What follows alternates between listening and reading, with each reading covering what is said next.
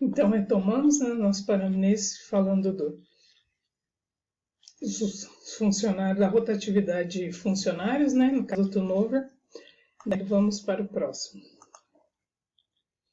Impactos negativos de ter uma alta rotatividade, né? Quais são os impactos, no caso, na empresa, né?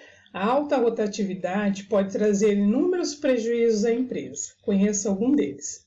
Despesas com a demissão e admissão, ou seja, quando demite e depois contrata outro, né? Então, a empresa tem bastante gastos, então, no caso, são alguns impactos negativos.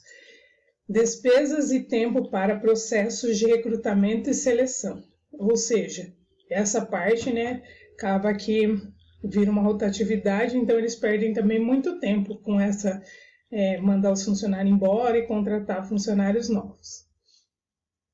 Gastos com treinamentos que precisam ser refeitos a cada nova contratação, ou seja, treinamento para os novos funcionários. Então, cada nova contratação, né?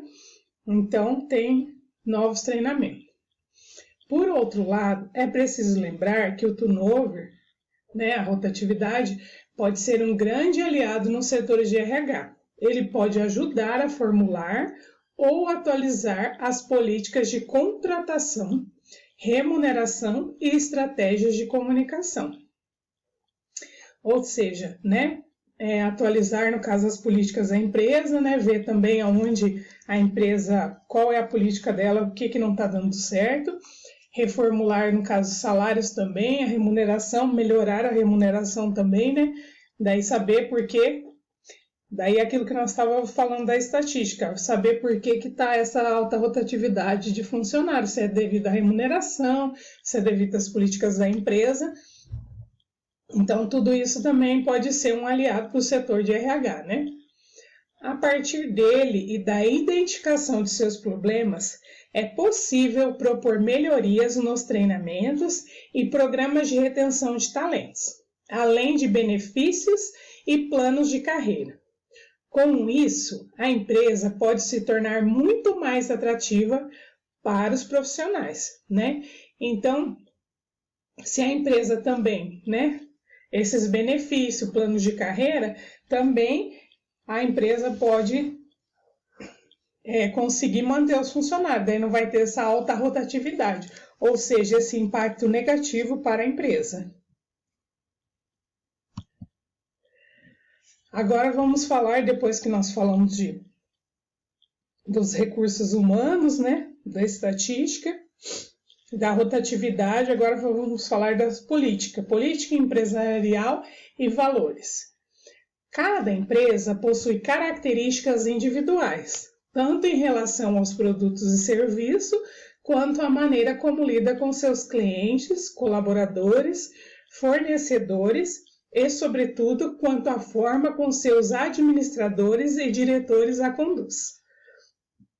A política empresarial é um dos fatores mais importantes dentro de uma companhia, pois ela é que indica quais são as ações necessárias para atingir os objetivos. E com isso determinar o diferencial da empresa em relação aos concorrentes. Entre as ações propostas por uma companhia para valorizar a própria política está a busca por excelência, que visa oferecer o melhor atendimento ao cliente e valorizar o capital humano. Ou seja, além de valorizar, né, melhorar esse atendimento ao cliente, valorizar o capital humano, ou seja, valorizar os colaboradores, né, no caso, funcionários de dentro da empresa. Então, por isso que é valorizar o capital humano. Ou seja, somos os funcionários lá, né, da equipe ou colaboradores. Apesar de ser um bom exemplo de conduta empresarial, existem certas ações que nem sempre estão de acordo com os valores pessoais dos funcionários, o que pode gerar uma instabilidade dentro do ambiente de trabalho. Nesse caso, o colaborador se depara com uma questão difícil: fazer apenas suas obrigações ou aderir à política organizacional, deixando de lado os próprios valores. A melhor resposta para esse questionamento é equilíbrio. O profissional ganhará muito mais experiência e flexibilidade se souber adequar suas perspectivas à forma de atuação da empresa.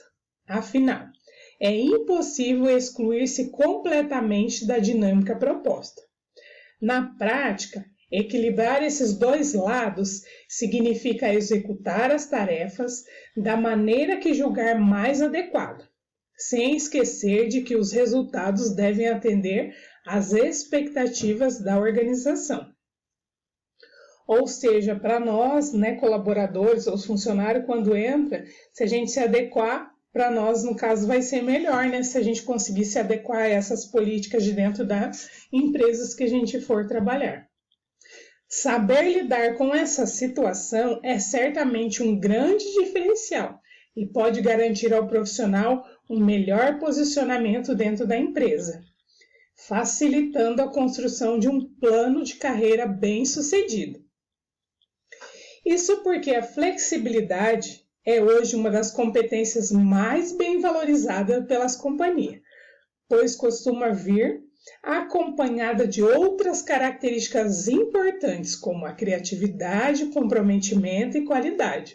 Ou seja, a gente já ouviu falar em algumas competências, que é a flexibilidade, ou seja, a gente tem essa flexibilidade de se adequar às políticas daquela empresa que a gente está inserido, no local que a gente está. Então, por que eles falam que essa flexibilidade é importante? Porque faz com que o colaborador tenha criatividade, comprometimento e qualidade. Então, faz com que é mais fácil dele se adequar à política daquela empresa. O segredo do sucesso está em saber equilibrar as duas coisas, política empresarial e os valores pessoais. Quando o colaborador passa a utilizar essas habilidades como pilares para a sua própria atuação dentro da empresa, ele consegue desempenhar sua função sem grandes dificuldades e evita entrar em conflito com a política organizacional, aumentando sua chance de destacar-se no emprego. A relação entre as políticas empresarial e os valores pessoais deve ser analisada de maneira cautelosa para que tais princípios não afetem a dinâmica da organização e prejudiquem a evolução profissional do indivíduo, e para que as concepções da empresa não corrompam valores básicos como honestidade e ética. O segredo do sucesso está em saber equilibrar as duas coisas, política empresarial e os valores pessoais. Ou seja, a gente saber se adequar às políticas daquela empresa que a gente está inserido, e a gente pode ter grandes chances também de fazer com que a nossa carreira profissional se deslanche dentro da empresa, Então, nós finalizamos falando sobre noções de recursos humanos, as estatísticas, a rotatividade de funcionários e as políticas da empresa, ou seja, tudo aquele processo de colaboradores ou funcionário, que uma empresa precisa, que a empresa necessite, Então, muito obrigado pela atenção de todos e até uma próxima oportunidade.